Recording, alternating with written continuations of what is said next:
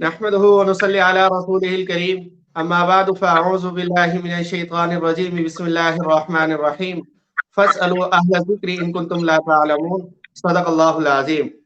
معزز و مکرم سامعین، آپ درس قرآن ڈاٹ کام پر حلال فوڈ سے متعلق پروگرام سن رہے ہیں.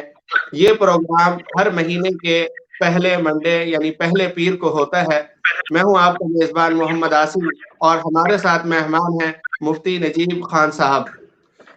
مفتی صاحب، آپ کا بہت بہت شکریہ کہ آپ کے آگے کلاس ہے، لیکن اس کے باوجود آپ نے ہمیں اس پروگرام کے لیے وقت عنایت فرمایا، اور اس پروگرام میں ہم آپ کو خوش آمدید کہتے ہیں.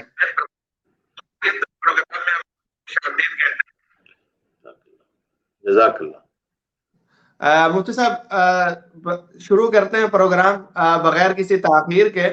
تو آج ہم بات کرتے ہیں ویکسین سے متعلق کہ ویکسین کی کیا حقیقت ہے، اور مختلف ادویات کے اندر مختلف ویکسینوں کو شامل کیا جاتا ہے، جس کی وجہ سے عوام الناس کے اندر مختلف شبہات پیدا ہوتے ہیں، مختلف تھیوریاں قائم ہوتی ہیں. تو اگر آپ اس پر کچھ تفصیلی گفتگو فرمائیں ویکسین سے متعلق، تاکہ عوام کے شبہات ختم ہو. بالخصوص جیسے آج کل کرونا ویکسین ہے تو اس سے متعلق بھی کافی شبہات عوام کے اندر پھیلے ہوئے ہیں. تو کچھ اس طرح وضاحت کریں کہ ہمارے یہ شبہات دور ہو جائیں.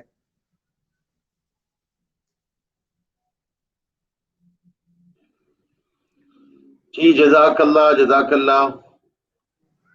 السلام علیکم ورحمۃ اللہ وبرکاتہ. نحمدہ ونصلی علی رسولہ الکریم. دیکھیں، ویکسین یا ادویہ سازی، اس کے اندر جو حلال اور حرام کے شریعت نے اصول بیان کیے ہیں، ہم پہلے بھی گفتگو کرتے رہے ہیں. چند اصولی باتیں میں عرض کرنا چاہتا ہوں، اس کے بعد موضوع کی حقیقت کی طرف آئیں گے. کہ دیکھیں، اللہ جل شانہ نے جو چیزیں پیدا کی ہیں اس میں اصل اشیاء کے اندر اباحت ہے. قرآن کریم میں آتا ہے اعوذ باللہ من الشیطان الرجیم هو الذی خلق لکم ما فی الارض جمیعا. اللہ تبارک و تعالی نے جو چیزیں تمہارے لیے پیدا کی ہوئی ہیں وہ عام طور پہ حلال تصور کی جاتی ہیں سوائے گوشت کے. ہاں، گوشت کا معاملہ جو ہے وہ ڈفرینٹ ہے، اور گوشت کے اندر جب تک اس کا ذبیحہ ثابت نہ ہو جائے وہ حلال نہیں ہوگا. لیکن جو چیزیں حرام ہیں اس کی وجوہات ہیں. وہ کس بنیاد پہ کسی چیز کو آپ حرام کہیں گے؟ حرام کسی پرسپشن کی بنیاد پہ نہیں ہوتا، اس کی وجوہ بیان کی گئی ہیں. مثال کے طور پہ کوئی نص قرآنی ہوگی، قرآن اور حدیث میں اس کی صراحت ہوگی، کلیئر اسٹیٹمنٹ ہوگا اور ڈیوائن اسٹیٹمنٹ ہوگا. دوسرا یہ کہ وہ نجاست ہو، امپیورٹی ہو، ناپاک ہو، یا وہ ہارمفل ہو، نقصان دہ ہو، یا وہ انٹاکسیکیٹ ہو، اسکار اس کے اندر جو ہے وہ نشہ آور ہونا اس کا، یا وہ فلتنس ہو، خباثت ہو اس کے اندر، طبعاً اس کے اندر جو ہے کراہت اور گندگی محسوس، یا کرامت ہو، ہیومن ڈگنیٹی، انسان کے اعضاء، احترام انسانیت کی بنیاد پہ اس سے اس کی قدر کی جاتی ہے، اس کی عزت کی جاتی ہے. اور دوسری سبعیت، درندگی، یہ بھی حرمت کی وجہ ہے. اور اسی طریقے سے اس کا پوائزنس ہونا، اس کا زہریلا پن، یہ بھی حرمت کی وجہ ہے. اب آپ جو ہمارے پاس ادویات آ رہی ہوتی ہیں یا چیزیں آ رہی ہوتی ہیں، اس میں عام طور پہ چیزیں یا تو را مٹیریل ہوتے ہیں، یا فوڈ کلر ہوتے ہیں، یا فلیورز ہوتے ہیں، یا ایسنس ہوتے ہیں، یا فوڈ ایڈیٹیوز ہوتے ہیں، یا پریزرویٹیوز ہوتے ہیں، یا پیکنگ مٹیریل ہوتا ہے.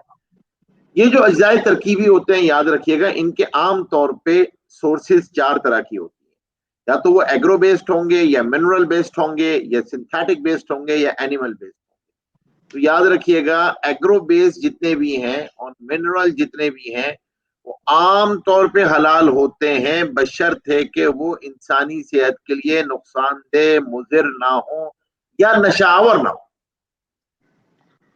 جانوروں کے اعضاء کے بارے میں جہاں تک مسئلہ ہے وہ یہ دیکھا جائے گا کہ یہ حلال ذبیحہ ہے یا حلال ذبیحہ نہیں ہے. ایک اور بہت امپورٹنٹ چیز جو اجزاء ترکیبی میں استعمال ہو رہی ہوتی ہے وہ جیلیٹن ہے، اور مختلف اجزاء ترکیبی کو گاڑھا اور لیسدار بنا دیتا ہے. اچھا، اس کی سورس خنزیر بھی ہے، گائے بھی ہے، مچھلی بھی ہے، اور بعض سبزیاں بھی ہیں. اور آئس کریم، پوڈنگ اور بہت ساری دواؤں کے اندر جو کیپسولز کے خول ہیں. تو اصول یاد رکھیے گا، جیلیٹن وہ حلال ہوگی جو شرعی طریقے سے ذبح شدہ حلال جانور کی کھال اور ہڈی سے بنائی گئی ہے. اس کی تیاری میں کسی بھی قسم کے حرام اجزاء ترکیبی یا ان کی آمیزش شامل نہ ہو. یہ ایک بہت بڑا انگریڈینٹ ہے جو اس وقت کثرت سے استعمال ہوتا ہے چیزوں کے اندر. اور ایک اور انگریڈینٹ جو ہے وہ الکوہل ہے.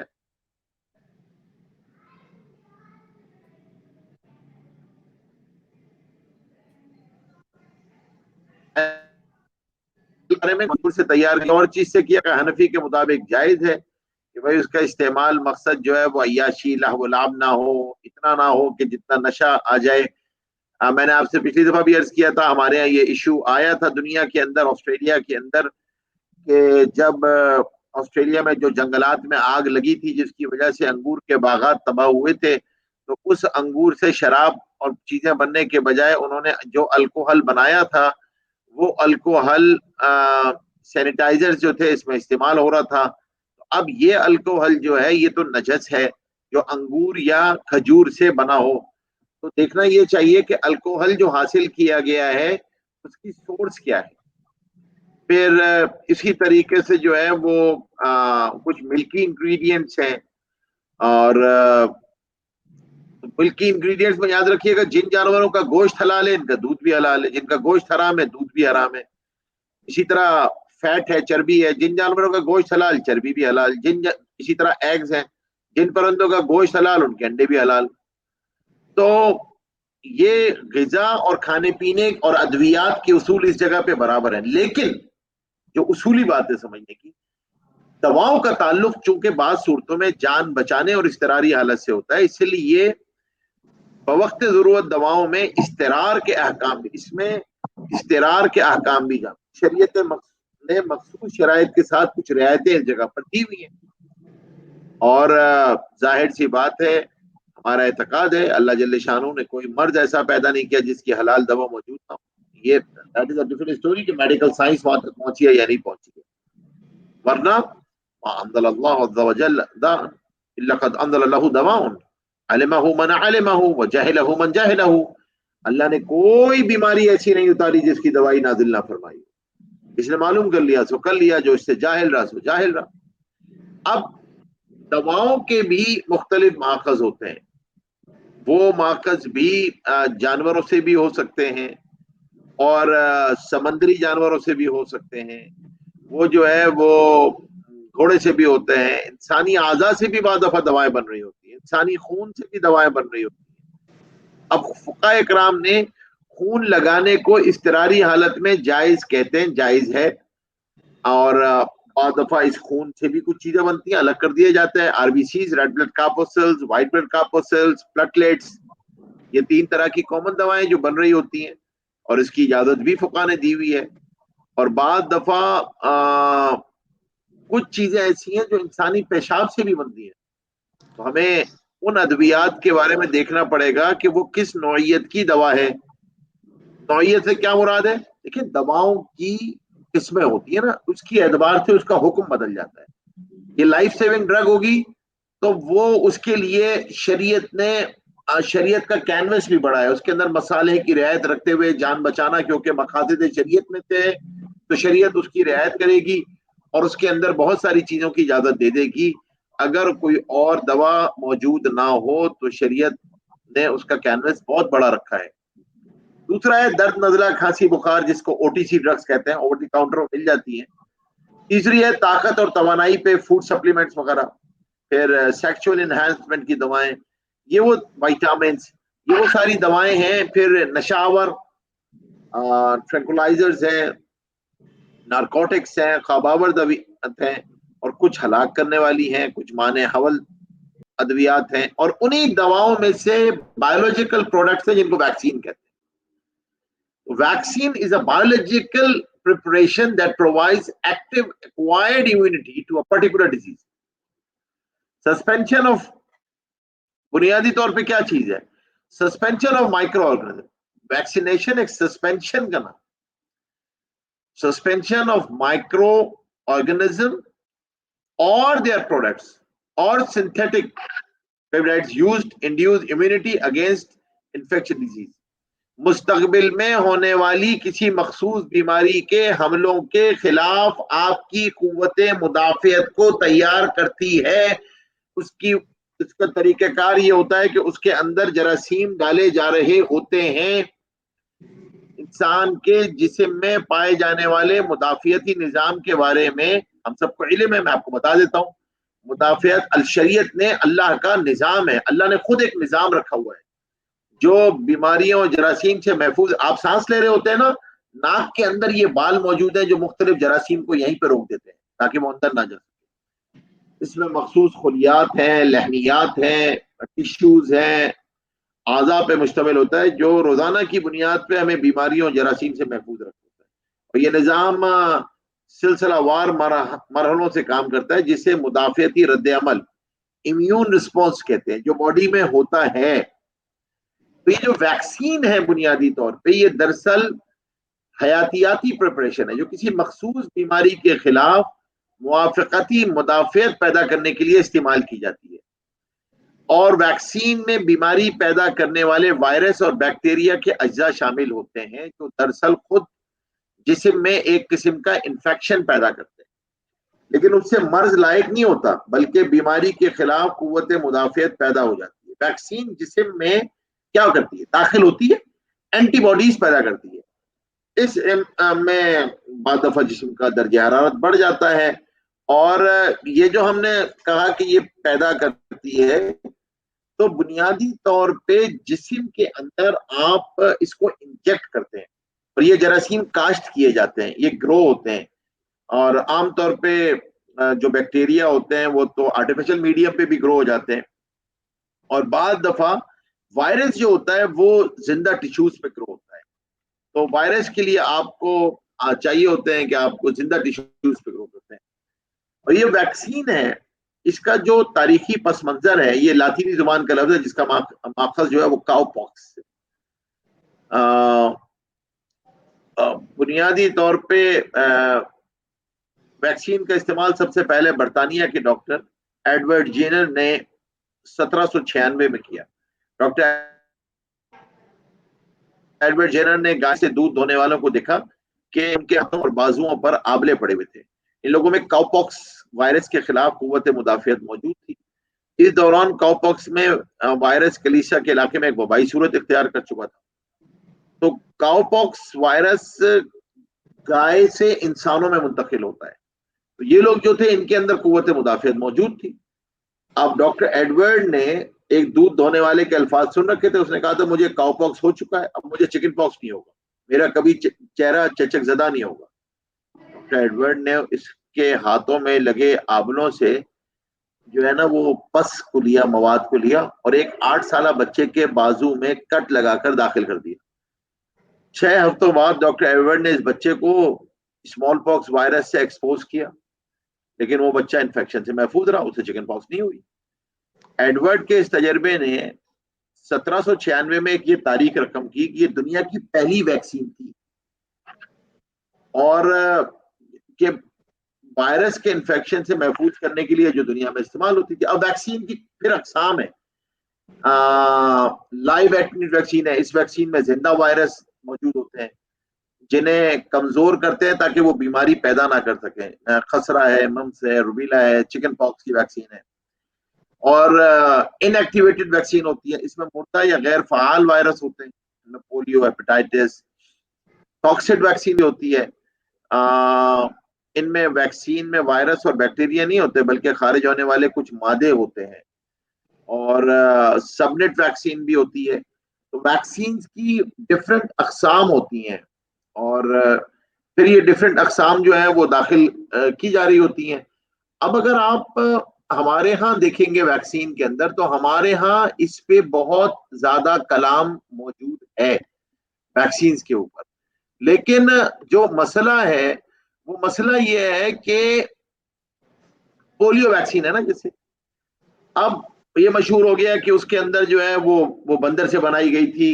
شاید کبھی کسی زمانے میں ہوا ہوگا, ہمیں یاد ہے حلال اویئرنیس اینڈ ریسرچ کونسل، حلال آگہی اور تحقیقاتی کونسل، جو جس کا کام ہی یہ ہے کہ وہ علماء اور مفتیان اکرام اور مائکرو بایولوجسٹ اور فوڈ ٹیکنالوجسٹ کے درمیان ایک الحاق پیدا کرتی ہے اور پھر اس کے ذریعے سے جو ہے وہ مختلف تحقیقات کرتی ہے. تو انہوں نے ان کا اپنا شریعہ بورڈ بھی ہے، میرا بھی تعلق ہے اس سے شروع سے. تو ہم نے ایک کراچی یونیورسٹی میں کوئی 2013 کی بات ہے، اور اس میں بڑے بڑے علماء اکرام کے ساتھ ہم نے ایک کانفرنس منعقد کی، اور کانفرنس شیئر کر رہے تھے پروفیسر ڈاکٹر عقیل احمد صاحب جو چیئرمین تھے مائکرو بایولوجی ڈپارٹمنٹ کے. اس کا مقصد یہ تھا کہ ویکسین، پولیو ویکسین کے بارے میں، کہ پولیو ویکسین کا معیاری طریقہ کار کیا ہے جس طرح وہ بنائی جاتی ہے. اب مسئلہ کیا ہوتا ہے؟ مسئلہ یہ ہوتا ہے کہ مثال کے طور پہ آپ جب وائرس، یہ شبہ عام طور پہ پایا جاتا تھا کہ بھئی ویکسین میں بندر کے گردے استعمال ہوتے ہیں، یعنی بندر کے گردے پہ وائرس کی کاشت کی گئی ہے. یعنی وہ جو گردہ ہوتا ہے نا، جو میڈیم ہوتا ہے، وہ زمین کے طور پہ استعمال ہوتا ہے، کیونکہ آپ کو زمین چاہیے ہوتی ہے وائرس کو کاشت کرنے کے لیے، اور لائیو ٹیشوز چاہیے ہوتے ہیں. اب اس کی افزائش تو اس وقت تک ممکن ہی نہیں جب تک کسی دوسرے ٹیشوز کے ساتھ اسے نہ رکھا جائے. اس مقصد کے لیے بہت پہلے شروع میں بندر کے ٹیشوز ابتدا میں حاصل کیے گئے اور اس وائرس کی افزائش کی گئی. لیکن دو چیزیں یاد رکھیے گا، وائرس کی جب افزائش مکمل ہو جاتی ہے تو اسے ٹیشو سے الگ کر دیا جاتا ہے، یعنی پودے کو زمین سے نکال کے الگ کر دیا جاتا ہے. اس کے بعد وائرس کو مزید خالص کیا جاتا ہے. مطلب اس کے بعد یعنی جو ویکسین ہوتی ہے، اس ویکسین کے ایک قطرے یعنی 0.1 ملی لیٹر، 1/1000 حصہ یعنی شاید 1/1000 حصہ بھی گردے کے ٹیشوز کا اس کے اندر تھا. اور یعنی یہ جو بندر کے ٹیشوز استعمال کیے گئے تھے یہ ایک برتن کی طرح. اب بندر کے گردے کے خلیے ابتدا میں حقیقت استعمال ہوئے، لیکن اب نہیں استعمال ہو رہے، سالوں سے استعمال نہیں ہو رہے، کیونکہ جو خلیے لیے گئے اس سے آگے ریپروڈکشن ہوتی گئی، افزائش بنتی چلی گئی. تو اس کے نتیجے میں جو گفتگو سامنے آئی اس میں یہ آیا کہ بھائی یہ اس ویکسین کے اندر جو اس وقت بن رہی ہے کوئی چیز حرام نہیں ہے، لیکن چند چیزیں بڑی امپورٹنٹ آئی، اور اس وقت علماء نے تن چیزوں پہ اتفاق ہوا، اور وہ اس وقت کرونا ویکسین میں بھی میں سمجھتا ہوں وہ بہت امپورٹنٹ چیز ہے. اتفاق اس پہ ہوا کہ بھائی پہلی بات تو یہ کہ پاکستان میں ویکسین بنائی جانی چاہیے، نیشنل انسٹیٹیوٹ آف ہیلتھ بنایا کرتا تھا تاکہ شبہات ختم ہو. دوسرا یہ کہ مرکزی حکومت پہلے سے قائم شدہ لیبارٹریوں میں ہر صوبے میں ایک لیبارٹری نامزد کرے تاکہ وہ تصدیق کرے کہ اس کے اجزاء ترکیبی کیا ہے، اور پھر جو ویکسین آ رہی ہے اس میں اس کی پراپر ٹریسیبلٹی ہو. جن بچوں کو پولیو ویکسین پلائی جا رہی ہے انہیں سرٹیفکیٹ دیا جائے، اور پھر اسی طریقے سے اس بات کا خاص طور پہ لحاظ رکھنا کہ بھائی آپ اگر باہر سے منگوا رہے ہیں تو اس کا حلال سرٹیفکیٹ ہو. یعنی جب اس وقت 2013 میں تو نہیں تھا، آج تو ایس آر او کی ریکوائرمنٹ ہے، آج تو ایس آر او نکلا ہوا ہے، آپ حلال سرٹیفائڈ ہونا چاہیے. اور الحمدللہ پاکستان میں حلال اتھارٹی موجود ہے، پاکستان میں ادارے موجود ہیں تو جن کا یہ کام ہے.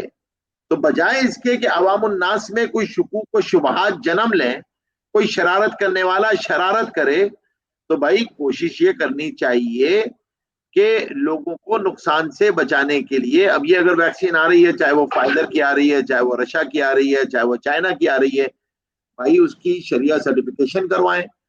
اس کے ساتھ ساتھ شریعہ سرٹیفکیشن کے ساتھ یہ کوشش کریں کہ ادارے اس کی تصدیق کریں، اور محض شکوک اور شبہات کی بنیاد پر اس کو کہنا کہ بھائی یہ چیز جو ہے وہ جائز نہیں ہے یا وہ حرام ہے یا اس کے اندر حرام اجزاء ترکیبی پڑے ہوئے ہیں، تو بغیر تحقیق کے ایسی بات کرنا یہ مناسب نہیں ہے. یہ بہت کیونکہ ظاہر سی بات ہے اس سے نقصان ہم نے پولیو میں دیکھ لیا، پولیو میں اس کی وجہ سے بڑا نقصان ہوا ہے. اور بلا وجہ یہ باتیں لگانا کہ بھائی اس سے جو ہے نا وہ آدمی جو ہے وہ نامرد ہو جاتا ہے یا مسائل ہو جاتے ہیں. کوئی ایسی چیز تحقیق سے کہیں سے بھی ثابت نہیں ہے, کہیں بھی نہیں ہے. اور پولیو تو اس لیے خطرناک ہے کہ پولیو منتقل ہوتی ہے, اور پولیو جو ہے وہ آگے ایک دوسرے سے لگ رہی ہوتی ہے, تو اس وجہ سے یہ خطرناک ہوتی ہے. لوگ اس کے کیریئرز ہوتے ہیں, وہ آگے مشکل کریٹ ہوتی ہے. لیکن یہ جو چیز ہے خاص طور پہ جو اس وقت کرونا کے حوالے سے آ رہی ہے, تو یہ تو بالکل ابھی لیٹسٹ چیز ہے. اس کے بارے میں کچھ تحقیقات ہونا باقی ہیں کہ وہ کس نوعیت کی ہیں. لیکن اب تک جو علماء کی تحقیقات یورپ سے آ رہی ہیں, جو انگلینڈ اور اس میں حضرات ہیں, ان حضرات کی رائے ہے کہ اس میں حرام اجزاء ترکیبی شامل نہیں.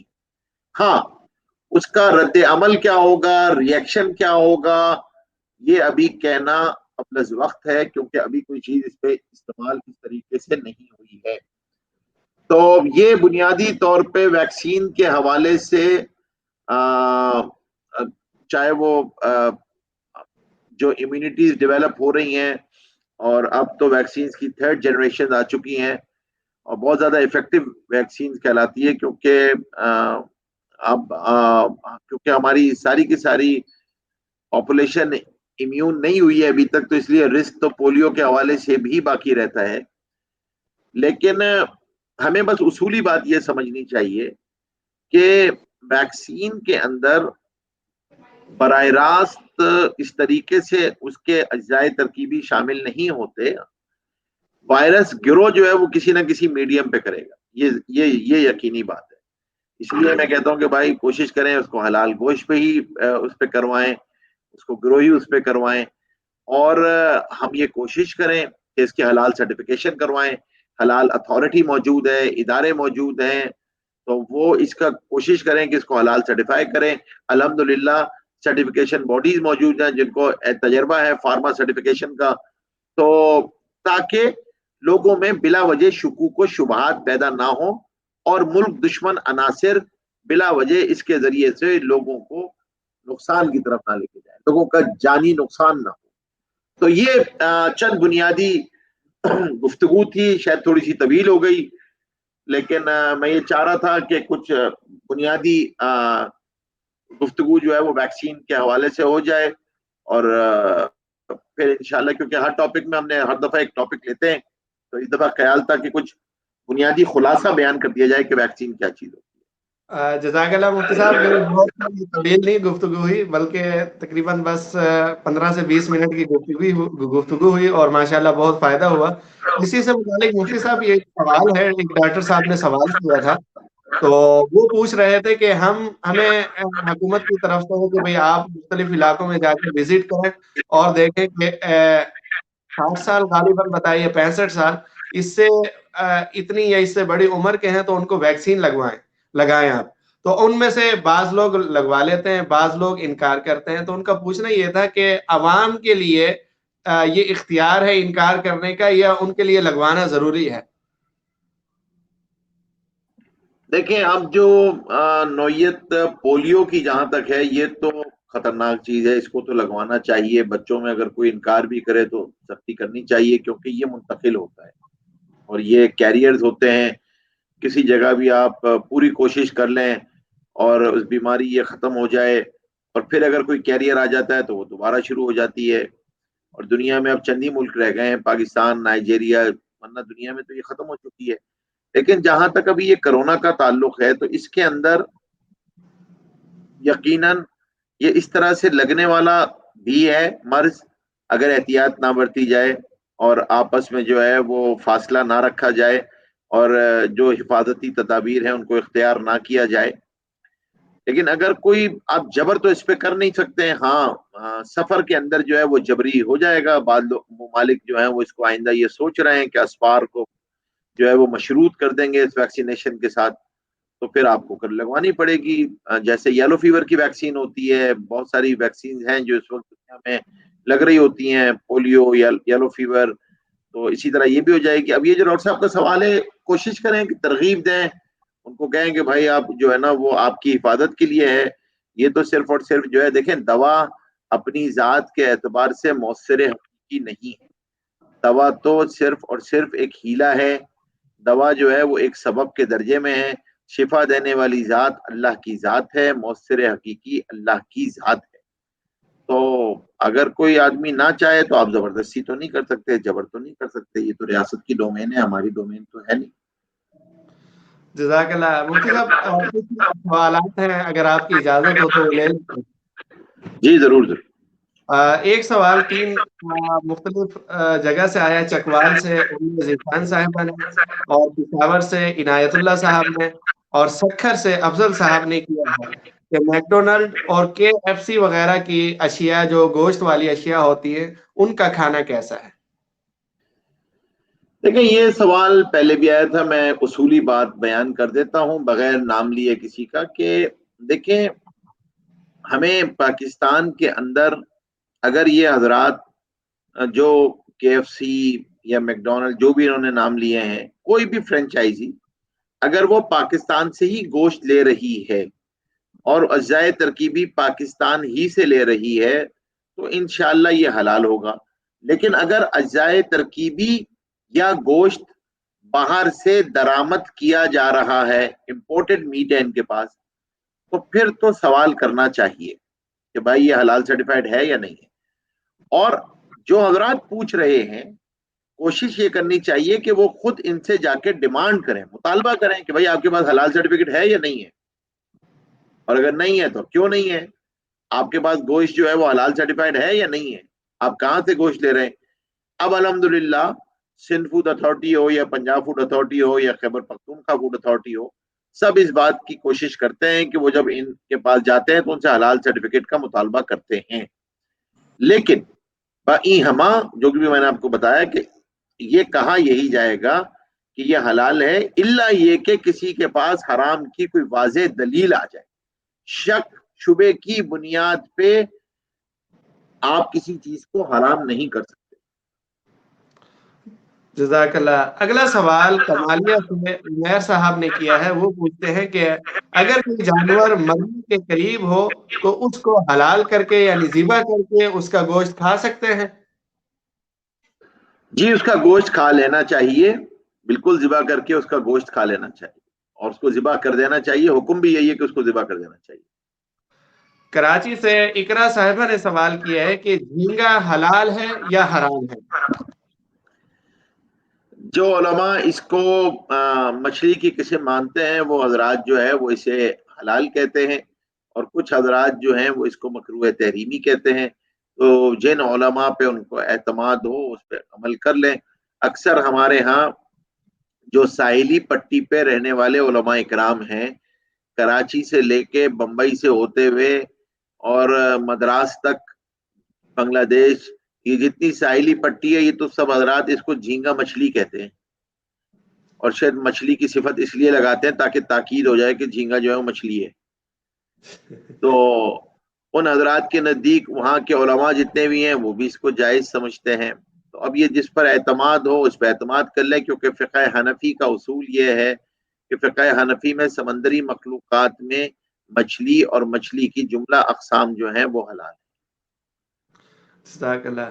اگلا سوال ایبٹ آباد سے عامر صاحب نے کیا ہے کہ مارکیٹ میں کئی اشیاء ایسی ملتی ہیں جن کے اجزاء میں جیلاٹن شامل ہوتا ہے، کیا ان کا استعمال جائز ہے؟ اسی طرح امپورٹڈ فروٹ کاکٹیل اور بچوں کی اشیاء، بچوں کے کھانے کی اشیاء وغیرہ بھی ملتی ہیں، تو ان کا کیا حکم ہے؟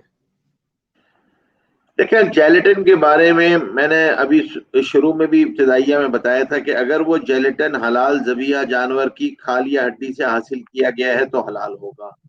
خاص طور پہ اس قسم کی ٹافیاں اور اس میں جو چیزیں آ رہی ہوتی ہیں. البتہ جہاں تک مسئلہ یہ ہے کہ کوئی خدا نخواستہ دوا ہے ایسی اور لائف سیونگ ڈرگ ہے، اس کے اندر جو ہے وہ جیلیٹن ڈلا ہوا ہے، اور وہ بووائن جیلیٹن ہے، مطلب وہ گائے سے یا بھینس سے اس سے حاصل کیا گیا، خنزیر سے حاصل نہیں کیا گیا. تو اس کی بھی حضرات نے گنجائش لکھی ہے، کیونکہ ہڈی یا کھال جسم کے وہ اعضاء ہیں جس میں خون گردش نہیں کرتا ہے، تو اس کے لیے گنجائش لکھی ہے. لیکن عمومی طور پہ جو انہوں نے سوال کیا ہے سائل نے، کہ جب کبھی آپ چاکلیٹس میں، ٹافیوں میں اس قسم کی جیلیز کے اندر یہ جیلیٹن دیکھیں، تو اگر وہ حلال ہو تو آپ کھائیے، اگر وہ حلال سرٹیفائڈ نہ ہو تو پھر آپ استعمال نہ. جزاک اللہ مفتی صاحب، بہت بہت شکریہ آپ کا. آپ نے اگلے پروگرام کے باوجود ہمیں وقت دیا. اللہ تعالیٰ آپ کو جزائے خیر عطا فرمائے. انشاءاللہ اگلے مہینے کے شروع میں آپ سے انشاءاللہ دوبارہ ملاقات ہوگی. بہت بہت شکریہ، جزاکم اللہ. اللہ تبارک و تعالی ہم سب کا حامی و ناصر ہو، اور اللہ تبارک و تعالی کو حلال کھانے کی توفیق عطا فرمائے، اور اس ملک میں جو ہے وہ حلال کے اسباب میسر بھی فرمائے اور اس کو پھیلائے بھی. آمین ثم آمین. جزاکم اللہ احسن الجزاء. السلام علیکم ورحمۃ اللہ وبرکاتہ. معزز و مکرم سامعین، آپ درس قرآن.com پر حلال فوڈ سے متعلق پروگرام دیکھ رہے تھے، جس میں ہمارے مہمان مفتی نجیب صاحب تھے، جنہوں نے ماشاءاللہ بہت عمدہ طریقے سے ویکسین کے متعلق اور پھر کچھ مسائل کے متعلق کچھ سوالات کے جوابات دیے ہیں. یہ پروگرام ہر مہینے کے پہلے منڈے کو پیر کو ہوتا ہے، اور اس کے علاوہ بھی کچھ پروگرام ہیں مسائل سے متعلق. منگل کو اور جمعے والے دن عمومی مسائل سے متعلق پروگرام ہوتے ہیں. منگل والے دن ہمارے مہمان جامعۃ الرشید سے رئیس دارالفتہ مفتی محمد صاحب ہوتے ہیں، جبکہ جمعے والے دن ہمارے ساتھ جامعہ دارالعلوم کراچی سے مفتی عبد المنان صاحب ہوتے ہیں. اور اس کے علاوہ ہر مہینے کے دوسرے اور چوتھے ہفتے کو کاروباری اور معاشی مسائل سے متعلق پروگرام ہوتا ہے، جس میں ہمارے مہمان مفتی حسین خلیل خیل صاحب جامعۃ الرشید سے ہوتے ہیں. اور اسی طرح ہر مہینے کے تیسرے ہفتے کو بینکنگ، مالیاتی ادارے اور ان کی پروڈکٹس سے متعلق پروگرام ہوتا ہے، جس میں ہمارے مہمان مفتی اعجاز احمد صاحب، مفتی ارشاد احمد اعجاز صاحب ہوتے ہیں. آپ لوگ بھی اگر اپنے مسائل کا شرعی حل معلوم کرنا چاہیں تو اسی لائیو ٹرانسمیشن کے کمنٹس بار میں اپنے سوالات تحریر کر سکتے ہیں. سوال کے شروع میں اپنا اور اپنے شہر کا نام لکھنا مت بھولیے، اور پھر آپ کا سوال جس پروگرام کی مناسبت سے ہوگا اس پروگرام میں اس کو شامل کیا جائے گا. اگلے پروگرام تک کے لیے میں آپ سے اجازت چاہوں گا. السلام علیکم ورحمۃ اللہ وبرکاتہ. فی امان اللہ.